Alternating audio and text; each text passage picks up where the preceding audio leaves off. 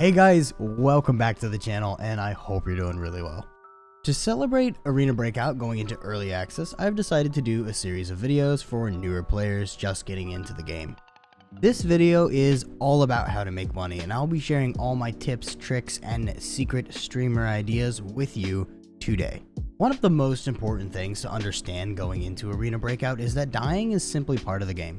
Sometimes you're going to be wrong place, wrong time, you will get bopped in the side of the head where your earphones aren't covering your head and you don't have any armor and you're going to die. And that is simply the nature of the game. You will go on winning streaks where you feel like you're invincible and you can kill anybody. And you will go on losing streaks where you are not so invincible and you die every single raid. It simply happens. It happens to the best. It happens to the worst. In this video, we're going to split making money into two main chunks. The first being looting and the second being how to sell the loot you gather from raids. Diving right into looting, here's what to prioritize and what to skip. These are my top suggestions for everyone. While rare items like golden lions, antique typewriters, and the ever-coveted secret document yield the most money per square, they're extremely rare and not a reliable income source. There's just no way to consistently find them, it's completely RNG. Therefore, the best way to make money in Arena Breakout is by taking down other players and looting their gear. It's not always easy, but secondhand gear can fetch a decent price. Here's what you really need to focus on. Whenever you're looting someone, the first thing you should check is their guns. If you have an open slot and aren't too heavy, make sure to just grab the whole thing. If that's not an option, there are priorities for what you should take first. Priority number one is sights. Scopes, hybrid scopes, and even basic red dot sights sell for a crazy amount of money for what they are. Some of the nicer sights and scopes in this game sell for upwards of 100 to 200k. It's crazy. Next, check the grips. Grips in this game are also worth an insane amount of money. The tilted grip and the lightweight vertical grips are the two best grips in the game and sell for crazy amounts of money. After guns and attachments, the next things you should be looking at are their armor. High tier armor can not only be a potential upgrade for you, but can also sell on the market for upwards to 50 to 100k.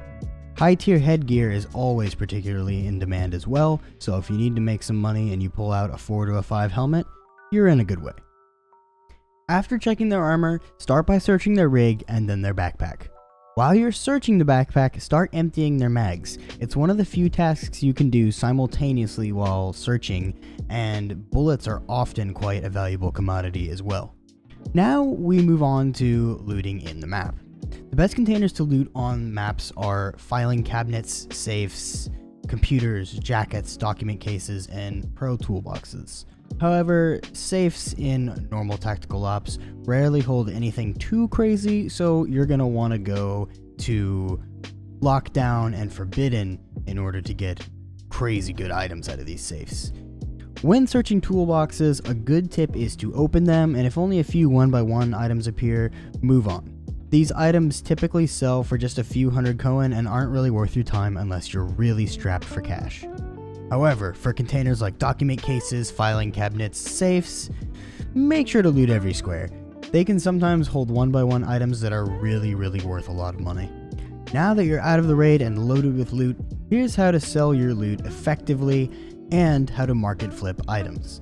When selling your items, remember that the cheaper the item is, the faster it'll sell. Kind of like the nicer a tip you leave on DoorDash, the quicker you get your order. Pricing high might get you more money, or you might end up having to relist the item 12 hours later after collecting it from your mail. Another important thing is to undercut or undersell when there are lots of the same items at the same price. You won't get as much as you could, but you're still likely to get more than the vendor would pay you. On that note, when listing an item, always make sure to check the vendor's buy price first.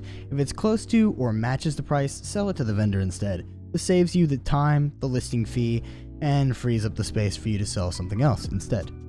Finally, let's talk about market flipping. The Contact Deke Vincent offers deals that are exclusive to you every 8 hours. These can be bought and resold on the market for a profit.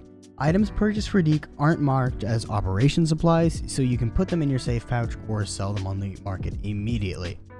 As you can see in the video, I'm looking at the items, seeing what Deke wants and how much it would cost me to give it to him. And then I'm clicking the little magnifying glass icon in the top right corner there that shows me how much this item sells for on the market.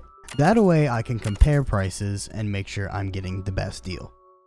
That concludes all the tips I have for today, but while I'm still market flipping items on the screen here, I just want to say that this will hopefully be the first in a series of videos for new players to this game to really just help everyone get into it and just have a fantastic time and love this game as much as I do.